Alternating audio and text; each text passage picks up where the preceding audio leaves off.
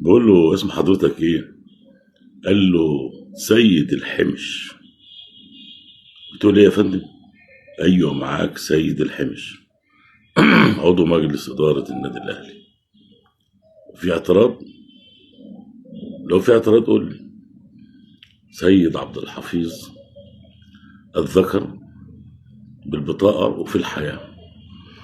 فكرني بسياده المستشار الجميل وصاحبنا المهذب والطيب اللي انا فعلا بحبه. لما كان بيروح يفتح اتحاد الكوره الساعه 1 صباحا، ولما كان بيعمل مداخلات مع أمة لا إله إلا الله، ولما كان محدش بيجرؤ يرمش معاه. اتحاد الكورة بيلوح بإن سيد عبد الحفيظ ما يحضرش الجلسة بتاعة الاستماع بتاعة الفار.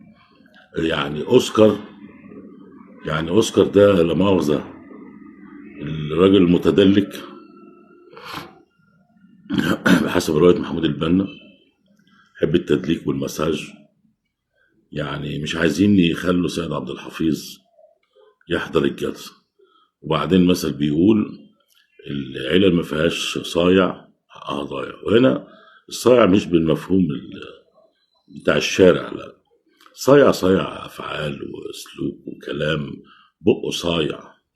يعني محدش يقدر يبلف ويضحك عليه. وسيد عبد الحفيظ هينفذ اللي هو عايزه. واتحاد الكورة دلوقتي في حيصة بايصة. يعني دي معركة هاني بريدة مع سيد الحمش. هنشوف ما تقول إليه الساعات المقبلة.